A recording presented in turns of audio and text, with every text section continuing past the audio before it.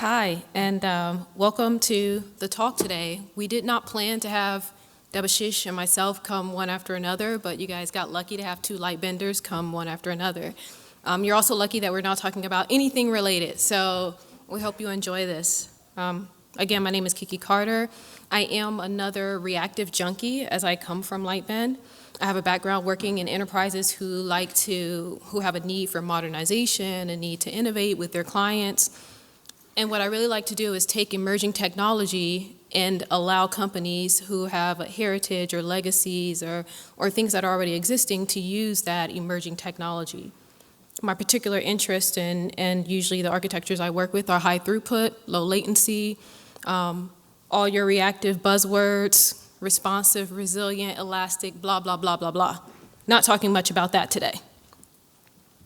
But I will be talking about design. And a lot of what I do has to do with design. And there are many tools. There is no slide deck. Is that okay? I think it's okay. I feel like at conferences I get slided out, and also I find it sometimes a little bit distracting. I don't know whether to look at the person or the slide deck, so if it doesn't hurt, you can look at me, and I'll talk more about it. So as we look at these approaches and theories to design, and in fact the entire premise of our conference being domain-driven design, we have to realize that these approaches, they don't come out of nowhere. They don't arise from some bubble. They usually come because people are working on things in anger, as we like to say. And just as they don't arise from nowhere, they don't live without relationship to other theories or other approaches in the world. And right now, I want to talk about the very practical relationship that domain-driven design has with promise theory.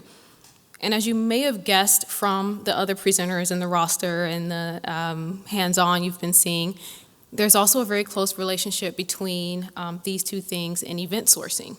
So I'm going to talk to that today and really discuss how it relates. But first, going to set the stage. We have 50 minutes here. And really what we're going to go through is an outline. I mean, we could take an entire 4 days to talk about domain-driven design itself. So we're not going to go super in-depth and cover everything about each of these things. But we do want to give you some practical paths for application. That said, this is not a manifesto. This is not a directive for your life or a way that you need to go right away. And I know that although this is very popular right now, this is not a master class. Again, you're not going to be able to master this in 4 days, let alone 50 minutes.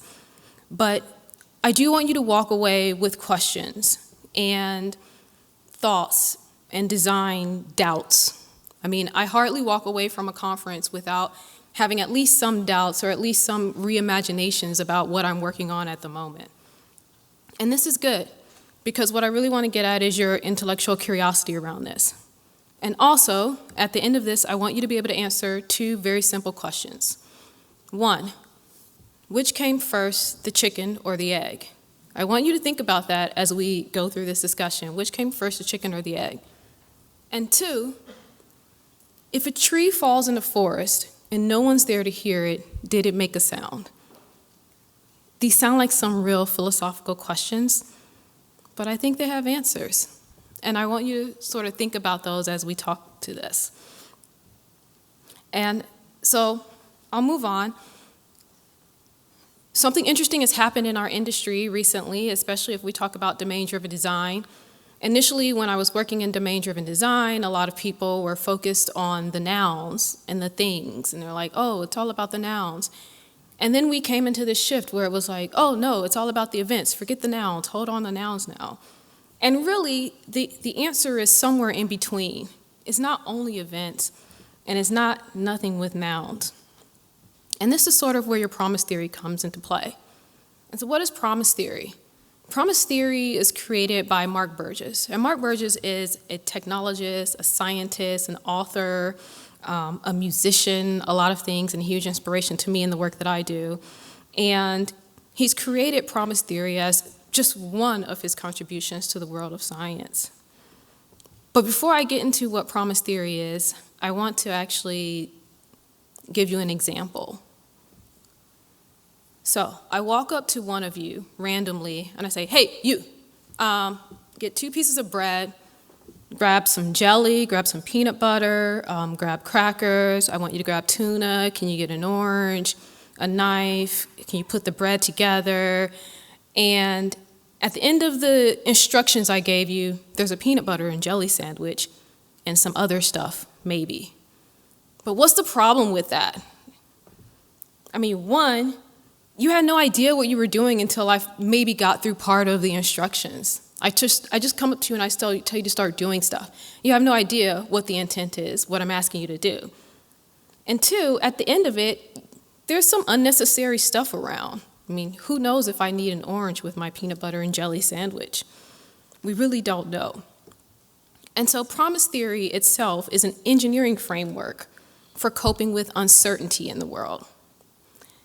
An engineering framework. And so you look at that and you say, okay, what's an engineering framework has to do with design and DDD and what we're here for? And I'd say that really the key focus here, or the operative phrase, is going to be coping with uncertainty. And that's a lot of what promise theory is about, being able to cope with uncertainty in the systems that you're building. And DDD itself is meant as a way to stabilize the systems that you're building, right? And so there are a few ways that we look at coping with uncertainty in the systems that we're building. And one of the ways that we cope with it is this concept of promises. And when we look at uncertainty, we look at it as really a type of divergence. We go from some known state to an unknown state. We're diverging. Whereas when we look at promises, we're converging, rather, into a known state. So we go from unknown state to known. And I'll give you a concrete example of that. If I were using a Rubik's Cube that had not been solved, at least I know the intent of what it should look like at the end of the solving. I know that I'm going to converge into a known state and a known correct state. And that's sort of the idea of promise theory. And so promises really express an intent or an outcome. It's an end known state. And they act also as stewards of state. Your promises reveal a bigger picture, and it makes sense for us to look at those stewards of state and look at the state in those agents as we look to define intent. The goal being to ensure that all the agents cooperate, making all the necessary promises in order to collectively succeed. So why do we say promises and not obligations? And one of the reasons we say that is because if I impose something without an agreement, I'm left in a very fragile condition. Again, this is going from a known state to an unknown state. This is divergence. If I try to impose something on you that you don't agree to or that you may not even be able to do, now I've got uncertainty. Now I've got a fragile point in my system. If I tell something how to behave instead of telling you what I want, for example, if I tell you I want a sandwich, you could choose the best way to deliver that sandwich to me. But if I sit and tell you, do this, do this, do this, do this, I may not have optimized it at all, and I may not even end up with what I thought I wanted. So telling something exactly how to behave instead of telling what you want is one sure way to sort of fall into that trap of letting technology get in the way. So you start to let the database design your problem solution space, or you start to let a specific framework or a language do it. And we don't want to do that. I mean, even impositions require an agreement. For example, we have this notion of rebellion because if we look at people as agents and agent systems, at some point, if the impositions you impose on me become a heavier burden than the reward that I get for participating in your system, I might rebel, right? I might turn into a revolution. And we may think that that's only for humans or other creatures who have choices to make, but even your systems can do that. Maybe they're not going to pick it in the street yet. I mean, robots are close to doing that at some point, but they don't pick it, but they will fail. Or they may panic, or they may refuse your request at some point. So impositions, again, create instability in your systems. We want to move to a system of autonomy, and promises allow agents to be autonomous. And this leads to greater certainty because I have control over myself. And I usually don't share that control with someone else unless I explicitly agree to subordinate myself to another system or another agent. And because I control myself, I can honestly and certainly make promises about my own state and about my own behavior. I can conflict, but I can only conflict with myself, and I have all the tools and the data and information I need in order to fix those conflicts, in order to resolve conflicts within myself. And because of this, as an agent, I become independently resilient. So, speaking of serving with excellence, if I say that I'm subordinate to another agent and I'm also subordinate to myself, I cannot do both very well at the same time. You can't serve two masters. And so you really can't do anything excellent. You really won't be able to understand, okay, how this promise is kept. I may have kept the promise to one, I didn't keep it to the other one. So how do we validate those promises that we make? And a promise being, this is the intended state that I will maintain, I will keep, I will come into, and no matter what events or commands or anything comes my way, I'm going to give you this current state. So we validate the way promises are kept, or whether or not they're kept, by observing them. And I guess we can think back to some of the questions that I asked earlier. We validate whether a promise was kept as we observe the state, right?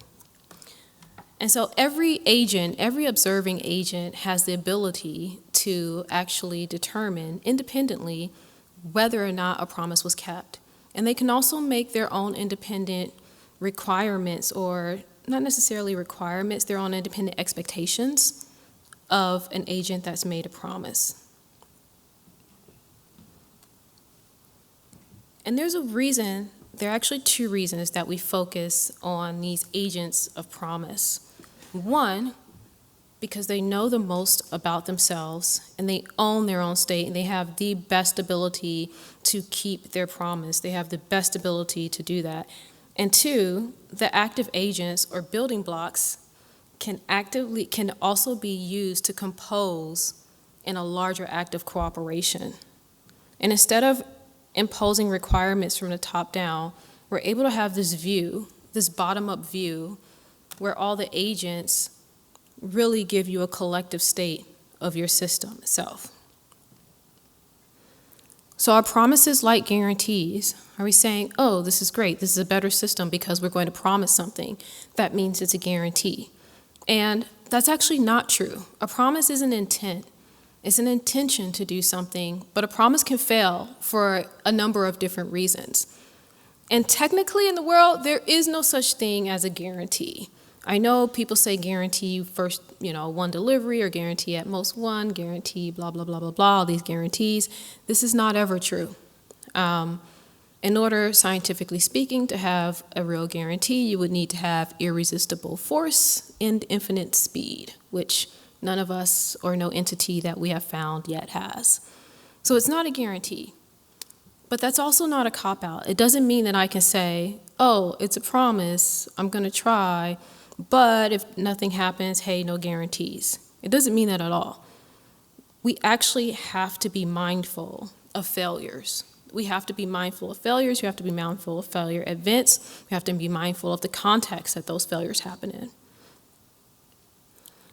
Now, there's an interesting quote that Mark Burgess uses in the book Thinking and Promise. He says, we can dream of things that are simply not possible, but if we look to the world of promises, we can try to build within that rather than dreaming arbitrarily, and then we will make real progress. And I like to think about this quote and think about the elements in a periodic table We know the elements, we know the properties, we know what they promise to do, and we can take from those elements and build any number of things in front of us in the world. But we wouldn't just start with, oh, I want to have something like this, and not know, and try to impose it on elements that can't hold those states or don't hold those properties that we need. And so all of this may sound like tedious work. You need to look at your agents, you need to look at your intents, you need to look at what you're trying to promise. And yes, it may seem tedious, but what it does is it gives you a level of discipline, and that discipline is key to building resilience in your systems. And so instead of taking a requirement and placing an obligation from a generic level down on an expert, you let the experts bring out the facts to you. One thing is your promises. As you're looking to make promises, as you're looking to tell people your intent, what you can do, you definitely want to promise things that are plausible. We don't promise things that we can't do. We don't promise things that are plausible, because a lot about the way your agents interact with each other, they have to be able to trust that your promises are real and that you can act upon them. So now, how does this relate to domain-driven design? We'll get to that now. But I'll start first with a quote, a very interesting quote. You guys have probably all heard it a ton of times, especially around design. But it's a quote by Douglas Martin that says, "Questions whether design is necessary or affordable are quite beside the point. Design is inevitable. The alternative to good design is bad design, not no design at all. The alternative to good design is bad design, not no design at all." And Von Vernon continues that to say design is inevitable. Either you will do poorly as a result of bad design, or you will succeed by delivering an effective design, and maybe even a good one. And so now, you've been here a few days, some of you, and by now you've heard it all on domain-driven design, wherever you work. Domain-driven design is going to enable us to Scrum and Agile and XP and Lean and hook and crook our way to the software of the future. We're going to be coding on the beach with no worries because of domain-driven design. I mean, all the promises that this thing makes. We may not agree on what actually happens or what we can do, but one thing we can probably agree on is that we should use this as a method to simplify rather than to complicate our solutions. And one of the best ways to introduce simplicity is to be very clear on your focus and your purpose. And we start to think about that. We think about purpose, and we think about the fact that nothing really exists without purpose. Even if we haven't observed that thing's purpose to us, we may not have seen the purpose, we may not be able to verify that the purpose exists, but we cannot make an assumption that one doesn't exist. But in DDD, what we do is we zoom in on the purpose to deliver clear, bounded context as we model our solutions. This context, what it does is it encapsulates the ubiquitous language of some purposeful business domain. And we can view that bounded context also as a linguistic boundary. As Von mentions in the book Implementing DDD, which is a great book, when we employ DDD, we strive to mark off where the meaning of every term used by the domain is well understood. These contextual boundaries are key to implementing DDD. And we need to eliminate any ambiguity in the terms of context. For example, if I simply say she is swimming in it, you don't know what it is. It could be a pool, it could be an ocean, depending on the context. But what if you know that I'm a debt counselor? I could mean that she is swimming in debt. And you can think of examples like this all the time, but you likely get the point. And focus, what that is it's important to your ability to be able to keep promises. You cannot try to be everything to everyone. If you have an agent in your system that has to be able to fulfill a promise or has made a promise that it will keep a specific state and a specific intent, it has to be able to do that. And you have to understand your promises and the plausibility around those and commit the resources required in order to maintain them. It's the responsibility of the consuming bounded context also to recognize causality. When we zoom into the agents, we see this truth remain. So we have the bounded context. There's a context with all the agents that are there. But then you have this context within your agent itself, which is the state that your agent is in. And there are events that are coming in through the bounded context directly into the agents, and events moving around within that context. And all of those events in some way do something to the state that you're in. So a bounded context itself is a conceptual boundary. Domain model doesn't mean an object model. It's a conceptual boundary. It's not a technical boundary. Concepts can be seen as states, intended outcomes, or concrete promises. And there's a reason why DDD experts say, never try to model an entire enterprise. Have any of you ever been in a place where they tried to model an entire enterprise? I have. It's crazy. They're like, we're all moving to DDD, so let's all DDD the entire enterprise. And it never goes anywhere. Because you really can't even find out all the agents in an enterprise, especially when it's one that's been around for a while. Much less can you understand the intent of all the agents working there. And further, you're not going to make any impositions on those things. So we're encouraged to segregate into these well-defined business areas by objectives, or if thinking in promises, segregate by intent. If you know what's possible in the world around you, you can create a solution. DDD itself encourages working in fully cross-functional teams in order to achieve building out this ubiquitous language and develop your conceptual or linguistic boundaries. And the purpose of these cross-functional teams is not simply for an inclusion exercise or to write off on HR that everybody was participating. When you have a system of agents that need to cooperate toward a certain goal and achieve a certain outcome, it's important to have agreed upon intents, and it's agreed upon language, and understand the promises that each will try to keep. It's also helpful to have everyone there because you can understand how other agents are going to observe whether or not you've kept your promises. There's huge value actually in having a cleanly separated, bounded context and a clear, ubiquitous language, especially when thinking in promises, especially in search of certainty. So a bounded context can be called a consistency boundary, where we promise to attain and maintain some state until we need to attain another, no matter what's going on. So what can cause a wrongly sized bounded context?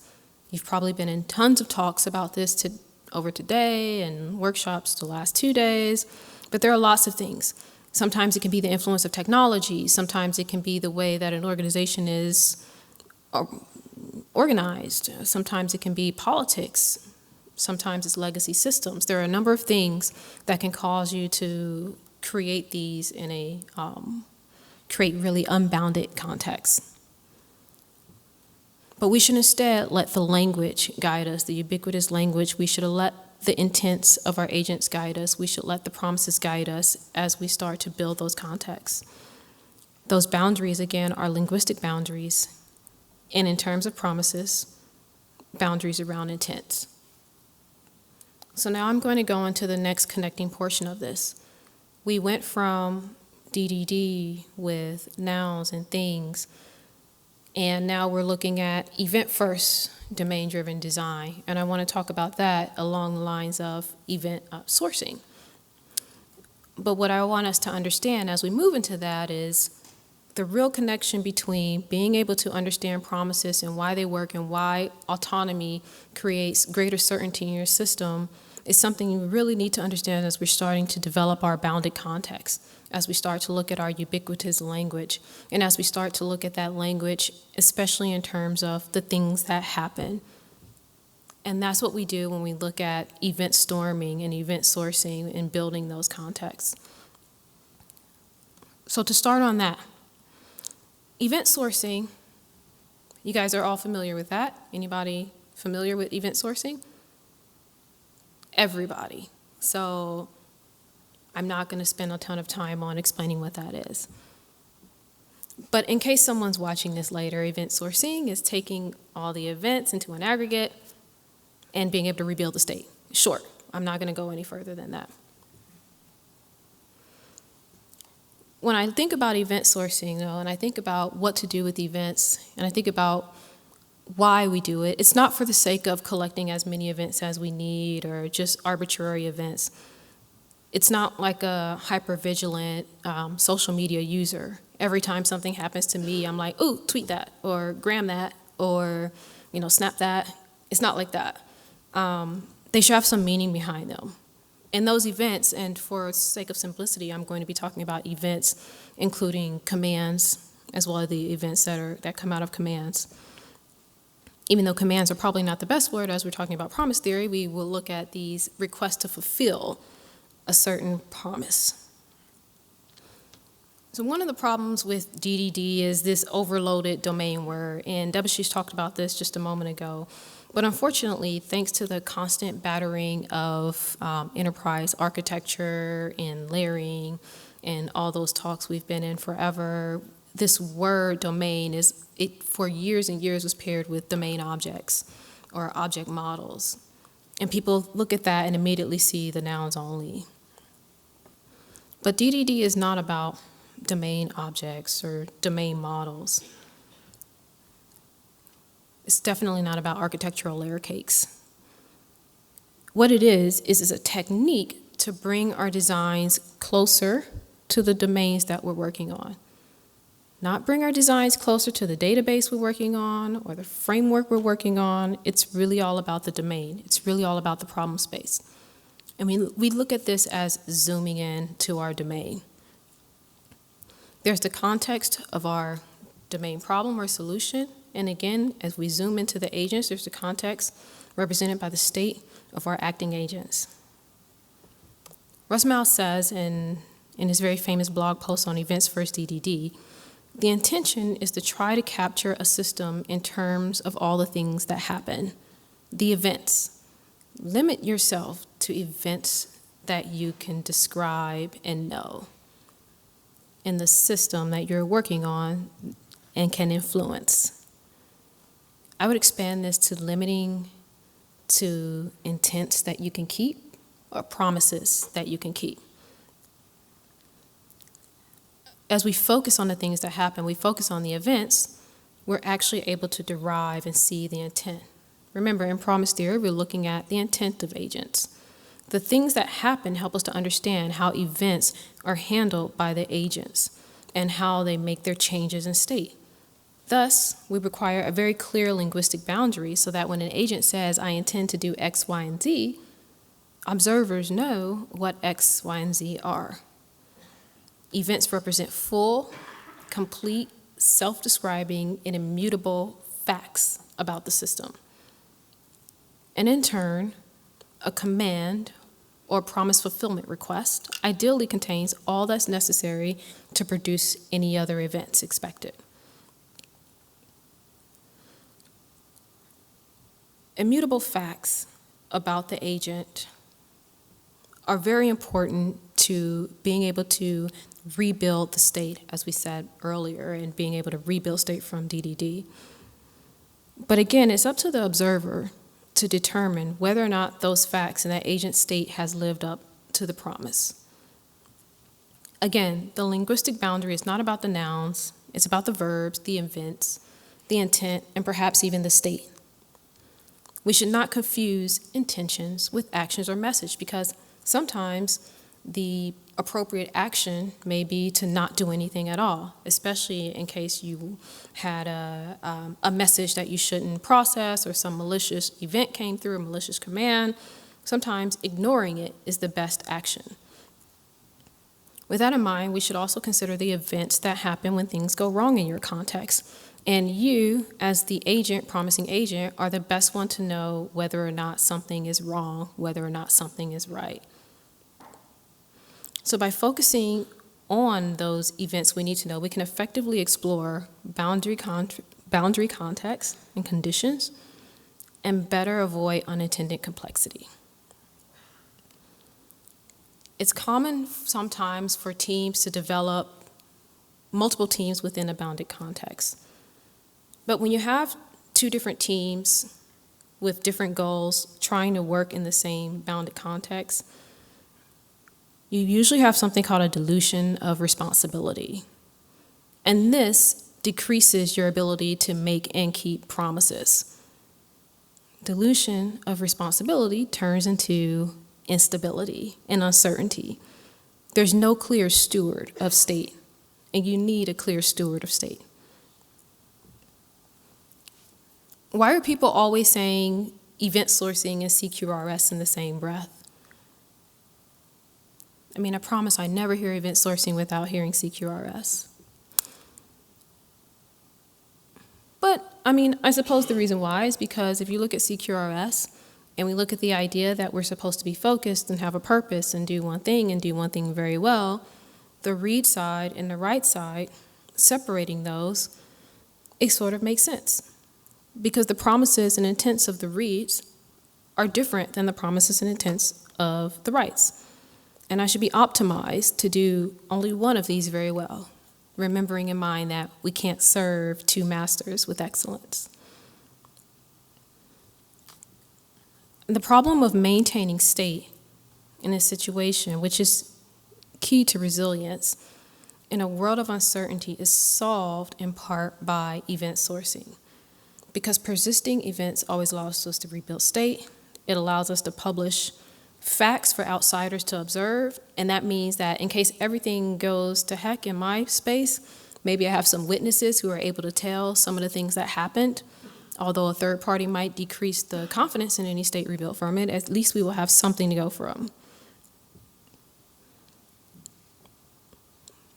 But seeing the world in this way, through a lens of promises, rather than impositions, is a frame of mind. One that allows you to very quickly and easily see weaknesses when you're thinking about your intended outcomes. If we approach events in intents, we can form very clear boundaries that are not only linguistic, but are also promise boundaries.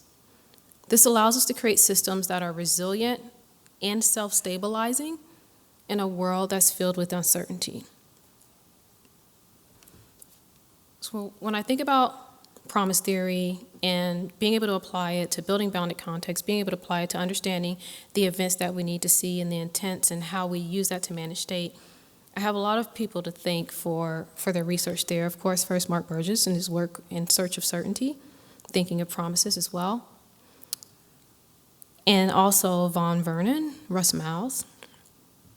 And I just wanted to get those out of the way, make sure I said thanks to those guys before I make an ask, and then we start to answer the questions that I ask at the beginning.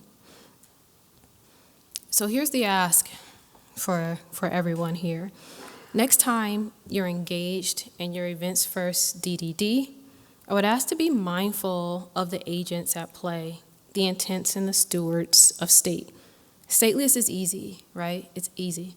And you can get away with poor design in a stateless area for a while. But generally, the world is stateful, and you need to manage that. You need to maintain that. And it's the area of state where you tend to have the most uncertainty in the world. You can't afford to be haphazard with it, and you have to be very intentional about your design from the start.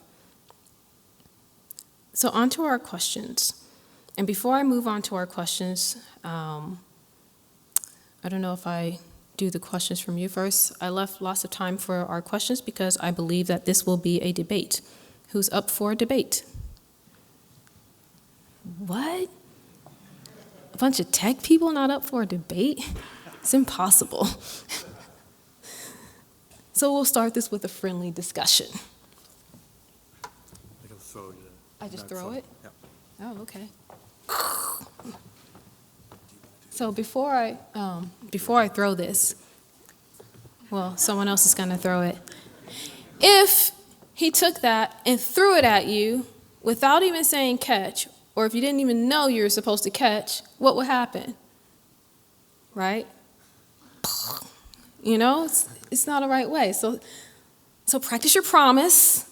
Raise your hand and say, I'm ready, if you want to take the talk thing. So maybe I'll have a few questions before we get into the beginning questions. Do you guys want to go in that way? Yeah? Okay. Let's have some questions.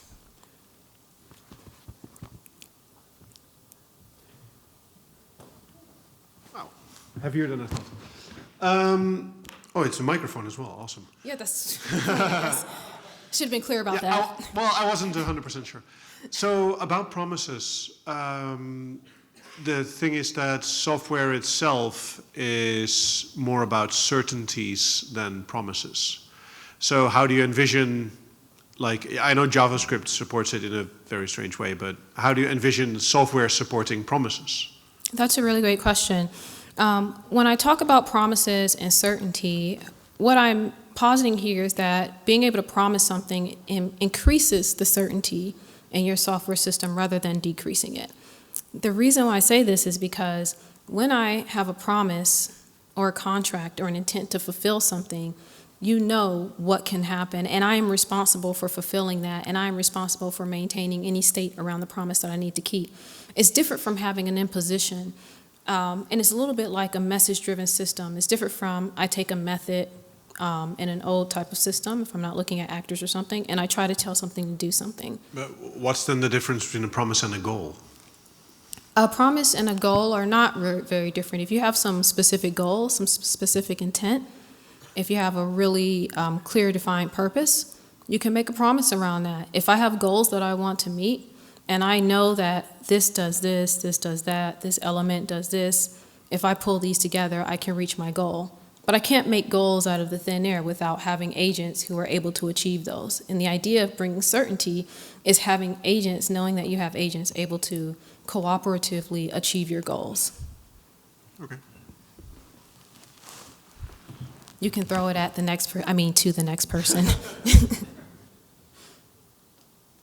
I wanted to ask, how do you implement those agents, and are these, yeah, that's a question. Oh my gosh, that's such a good question. How do you implement those?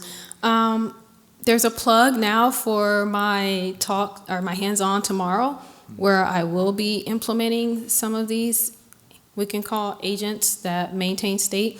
But there's no one way that you need to do it. The idea is you need to have some entity that maintains state, that is able to change that state or not change that state based on commands and create events from it. But the idea is that your entities have to be able to maintain their state and maintain and keep promises as best as they can. Looking forward. Thank you. Toss it to the...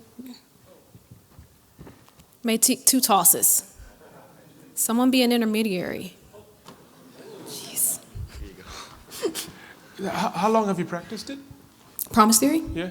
So I say I've been using promise theory for the last couple of years with the framework that I was working on with Lightbend. Okay. Couple of years? Yeah, it's been around much longer than that. 5? It's way older than mine. So in your practice, have you seen a finite set of promises, or is it domain specific? Promises are usually domain specific. They're very specific to a domain. They're very specific to a clear purpose. Okay. So you're making promises every day. It's not something that's new. It's not something that, I need to check my software and make sure I'm making promises or using promises. There's likely some promises inside of your software. Being able to keep them is a totally different thing. The phrasing of a promise could be infinite. Is there a finite grammar for it? There are some examples, like at least a full chapter almost of examples of what a promise looks like, but it's typically regular language. Like, I promise to hold this without spilling it for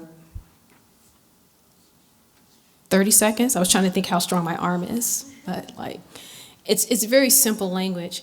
The idea being you only can promise things that you have control over. So everything in the world represents some entity, some agent, everything from my bottle, which I put some anthropomorphic promises on that it will hold this water forever. Everything has some promises built into it. You have to make sure that you're using the right vessels and you have the right agents that can keep that promise. While this is a great form factor for holding water forever and drinking from it, if I tried to use my hands in the same purpose and keep that promise, I probably wouldn't be able to keep it as well. Last question. And it's any linkages to motivations? I would say there probably are. Not something that I will go into at this moment. If you want to talk about it Sure. As I step out, that would be great to talk about. One in the back.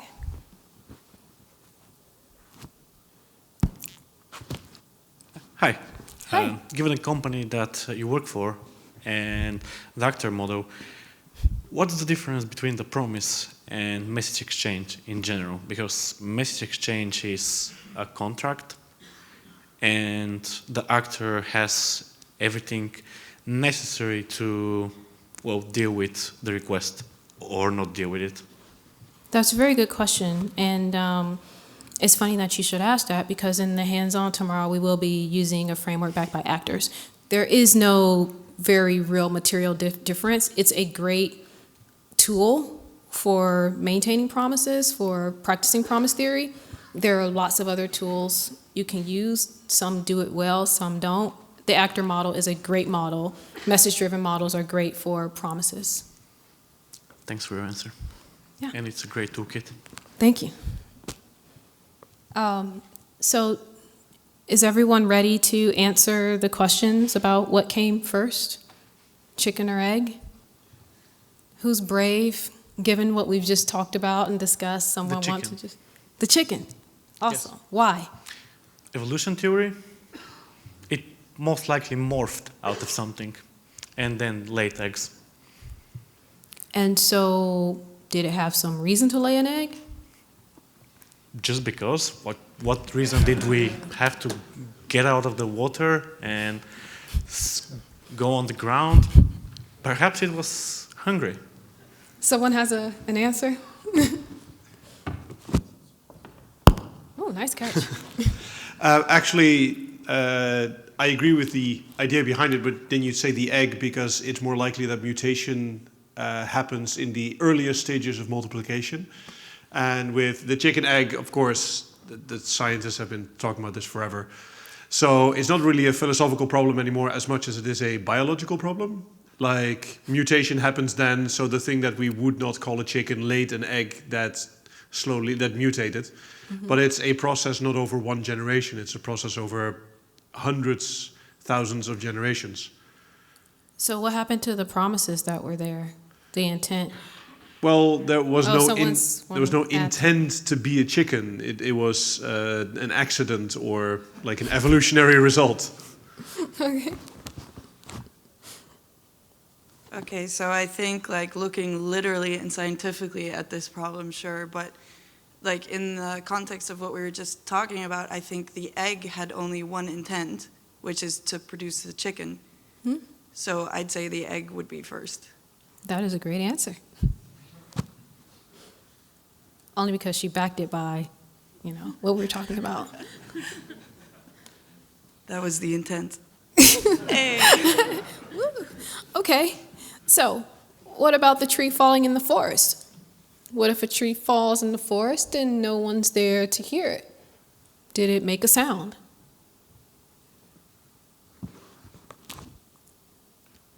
No, it didn't, because sound is a perception. No perceiver, no perception. Okay, so no one observed the state change? So the promise was nobody made? observed it, and you could also ask, did it make an impression? It didn't. Any other? Very opinionated. Oh, one here in the front?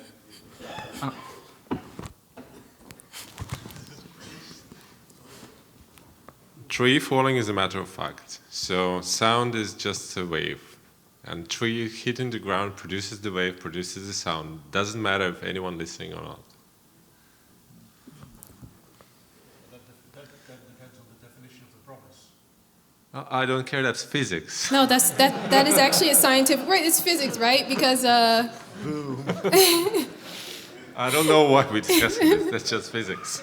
If something, you know, even if I do like this, and this is muted and you don't hear me, it doesn't change the fact that my hands pressed together and some waves went out, even if you were deaf and you couldn't hear the waves that went out. Those waves did go out. You didn't perceive the sound, but the sound was probably made. That's just one theory. I'm not saying that's the right, it's my thought. Well, like in messaging systems, the tree made the promise that it will let everyone know that it's falling down. It doesn't care whether anyone finds out. It just promised it will let everyone know. So the tree sent the sound to Kafka. No, just kidding. Well, guys, I'm so thankful that you came to the talk today and participated. If you want to talk more after, I'm here to chat, and thanks so much again.